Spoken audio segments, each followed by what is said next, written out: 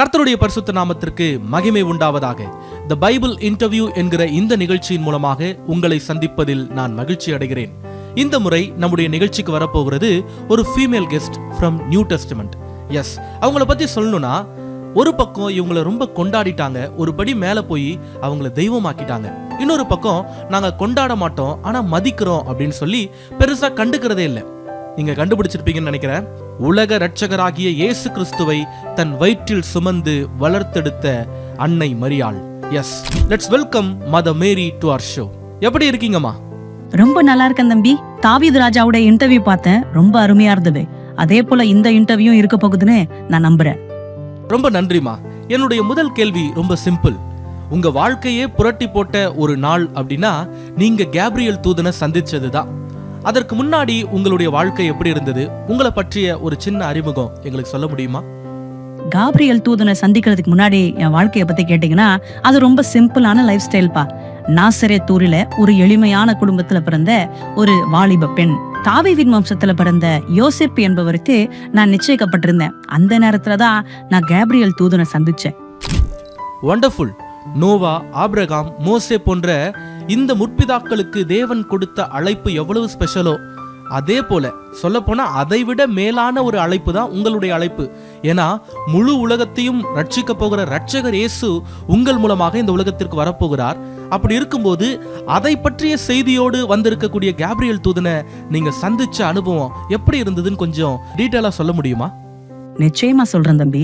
Gabriel தூதனோடு நான் சந்தித்த அந்த சந்திப்பை நான் மறக்கவே இல்லை. அவர் என்னை பார்த்து சொன்னார், கிருபை பெற்றவளே நீ வாழ்க, கர்த்தர் உன்னுடனே இருக்கிறார், ஸ்திரீகளுக்குள்ளே நீ ஆசீர்வதிக்கப்பட்டவள் அப்படிலாம் சொல்லி என்னை வாழ்த்தும் போது அதை எப்படி ரிசீவ் பண்றதுனே எனக்கு தெரியல. சொல்ல போனா கொஞ்சம் பயந்துதான் நின்னேன். என்னுடைய பயத்தை புரிஞ்சுகிட்ட அந்த தேவதூதன் இன்னொரு வார்த்தையை சொன்னார், மரியாளே பயப்படாதே, நீ தேவனிடத்தில் கிருபை பெற்றாய்னு சொல்லிட்டு என்னை தைரியப்படுத்தி, பின்பு இயேசு கிறிஸ்து எப்படி பிறப்பார், அவருக்கு என்ன பேர் வைக்கணும்ன்றதெல்லாம் ரொம்ப விவரமா எனக்கு சொல்லி கொடுத்தார். பட் திருமணமாகாத ஒரு பெண்ணிடம் வந்து தேவனுடைய அருளால் உனக்கு ஒரு குழந்தை பிறக்கும், அதை நீ வளர்க்கணும்னு சொன்னா யாரா இருந்தாலும் கொஞ்சம் கடினமா இருந்திருக்கும். நீங்க அன்னைக்கு சொன்ன அந்த எஸ் தான் இன்னைக்கு முழு மனுக்குலம் மீட்கப்பட்டதற்கான காரணம். தேவனுடைய அழைப்பிற்கு செவி கொடுப்பதின் முக்கியத்துவத்தை உங்களிடத்தில் நாங்கள் கற்றுக்கொள்ளுகிறோமா? சரியா புரிஞ்சுக்கிட்டீங்க தம்பி. ஆனா இதுல ஒரு முக்கிய குறிப்பு இருக்கு. என்ன தெரியுமா? தேவனுடைய திட்டம் எல்லா நேரங்களிலும் நமக்கு புரிவதில்லை. எனக்கும் அப்படிதான் இருந்தது. ஆண்டவர் என்ன செய்ய போறாரு, எப்படி செய்ய போறாரு எனக்கு தெரியல. ஆனா தேவ தூதனோடு நான் பேசின போது, அந்த கான்வர்சேஷன் முடியும் போது நான் ஒன்னு சொன்னேன். என்னன்னா, ஆகிலும் உம்முடைய வார்த்தையின்படியே எனக்கு ஆக கடவுது அப்படின்னு சொல்லி முடிச்சேன். ஏன்னா ஆண்டவருடைய சித்தப்படி நடப்பது தானே நல்லது. சோ நீங்க அதை கத்துக்கணும். Lord let it be according to your will அப்படின்னு சொல்ல பழகுங்க, அது நல்லது. ரொம்ப அருமையா சொன்னீங்க. த காஸ்ட் ஆஃப் ஒபீடியன்ஸ். ஆண்டவருக்காக கீழ்ப்படியும் போது ஒருவேளை அது நமக்கு ஒரு இழப்பை ஏற்படுத்தலாம் அல்லது அசௌகரியத்தை ஏற்படுத்தலாம். ஆனாலும் கீழ்ப்படிதல் எவ்வளவு முக்கியம்னு எங்களுக்கு உணர்த்தி இருக்கிறீங்கம்மா. ஏன்னா திருமணமாகாத உங்களுக்கு ஒரு குழந்தை பிறப்பது என்பதும், பின்பு அந்த குழந்தை வளரும் போது ஊர் என்ன பேசும் என்பதும் நிச்சயமாகவே ஒரு அசௌகரியமான நிலைதான். ஆனா நீங்க அதை பொருட்படுத்தாம தேவ திட்டத்துக்கு உங்களை ஒப்பு கொடுத்திருக்கீங்க. அதே போல இயேசுவினுடைய எல்லா முக்கியமான தருணங்களிலும் நீங்க கூட இருந்திருக்கீங்க. இயேசு செய்த முதல் அற்புதத்தின் போது நீங்க அங்க இருந்தீங்க. அங்க என்ன நடந்தது கொஞ்சம் சொல்றீங்களா? ரொம்ப அருமையான கேள்வி தம்பி. இயேசு கிறிஸ்து என்னதான் தேவனுடைய குமாரனா இருந்தாலும், நான் குழந்தையிலிருந்து அவரை பாக்குறதுனால அவரோடு ரொம்ப அட்டாச்சா இருந்தேன். அன்னைக்கு கானாவூர் கல்யாணத்துல திராட்சை ரசம் குறைவுபட்ட போது நான் இயேசு கிட்ட போயிட்டு ஏதாவது பண்ண முடியுமா அப்படின்னு கேட்டேன். அதற்கு இயேசு சொல்றாரு, ஸ்திரீயே என் வேலை இன்னும் வரவில்லை அப்படின்னு சொல்றாரு. அன்னைக்கு நான் புரிஞ்சுக்கிட்டேன், இயேசு இனி என்னுடையவர் அல்ல, அவர் எதற்காக வந்தாரோ அவை நோக்கி அவர் நடக்க ஆரம்பித்து விட்டார் என்று. Every mother wants to hold their children, but I should learn to let him go. ஏன்னா எல்லா அம்மாக்களும் தன்னுடைய பிள்ளைகள் எப்பொழுதும் தன்னுடைய கைக்குள்ளேயே அடங்கி இருக்கணும்னு நினைப்பாங்க. ஆனா ஒரு காலம் வரும், அவர்கள் அவருடைய வாழ்க்கையை வாழ்வதற்கு, தேவ திட்டத்தை அவர்கள் செய்வதற்கு அவங்க கொஞ்சம் விட்டு கொடுக்கணும். அன்னைக்கு நான் அதை புரிஞ்சுக்கிட்டேன். ரொம்ப நேர்மையா ஒரு தாயின் உள்ளத்தை பதிவு செய்திருக்கீங்கம்மா.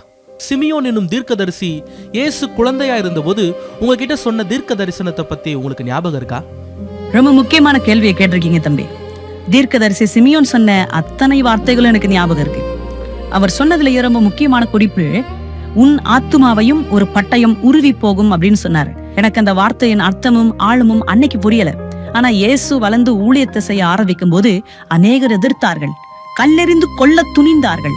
அவருடைய கடைசி காலகட்டத்துல அநேகர் அவரை அடித்து துன்பப்படுத்தி அவமானப்படுத்தின போது உண்மையாகவே என் ஆத்துமாவை ஒரு பட்டயம் உருவினது போலவே இருந்தது. புரியுதுமா? அதே போல இயேசு கிறிஸ்து சிலுவையில் தொங்கிக் கொண்டிருந்த போதும் நீங்க அந்த இடத்துல இருந்தீங்க. உங்க மனசுக்குள்ள எத்தனையோ எமோஷன் ஒரு ரோலர் கோஸ்டர் மாதிரி பலவற்றை சிந்தித்து கொண்டிருந்திருக்கும். அந்த நேரத்துல நீங்க என்ன ஃபீல் பண்ணீங்க? எங்களோட ஷேர் பண்ண முடியுமா? The pain and the love. அவ்வளவுதான் என்னால சொல்ல முடியும். ஒரு பெரிய வலியோடு நான் அங்கே நின்று கொண்டிருந்தேன். ஆனா இயேசு சிலுவையில மரித்தார்னு மட்டும் நம்ம சொல்லி முடிச்சிட முடியாது. தாம் சொன்னபடியே அவர் 3ஆம் நாள் உயிரோடு எழுந்து வந்தார். அதுதான் ரொம்ப முக்கியம். அதையும் நான் நேர்ல பார்த்தேன். எனவே இந்த இன்டர்வியூவை ஒரு ஹாப்பி நோட்ல நான் முடிக்கணும்னு ஆசைப்படுறேன். இயேசு உயிரோடு எழுந்து வந்தார். எப்படி நீங்க எல்லாரும் இயேசுவினுடைய 2ஆம் வருகைக்கு காத்திருக்கிறீங்களோ அதே போல நானும் வெயிட் பண்றேன்.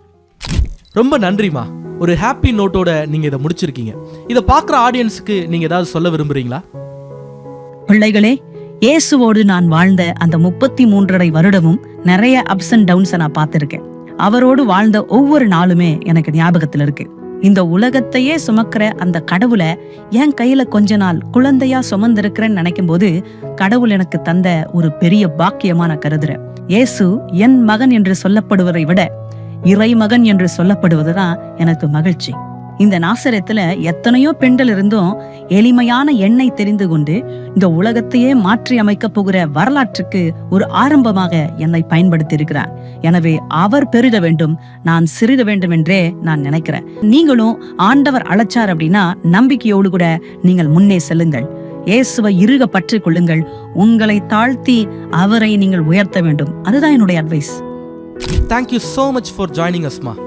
நண்பர்களே, இயேசுவின் தாயாகிய மரியாள் பகிர்ந்து கொண்ட ஒவ்வொரு விஷயங்களும் உங்களுக்கு பிரயோஜனமா இருந்திருக்கும்னு நான் நம்புறேன். யோசிச்சு பாருங்க, ரொம்ப இளம் வயதிலேயே அவர்கள் அழைக்கப்பட்டிருக்காங்க. அந்த அழைப்புக்கு ரொம்ப விசுவாசமா இருந்திருக்கிறாங்க. அது மட்டுமல்ல, மனதளவிலே நிறைய போராட்டங்களை அனுபவித்த பின்பும் உறுதியா இருந்திருக்கிறாங்க. அதனாலதான் இன்னைக்கு சரித்திரமே திரும்பி பார்க்கிற ஒரு பெண்ணா அவங்க இருக்க முடியுது. சோ இவங்களுடைய வாழ்க்கை நமக்கு என்ன தெரியுமா கற்றுத் தருகிறது? Surrender can change history.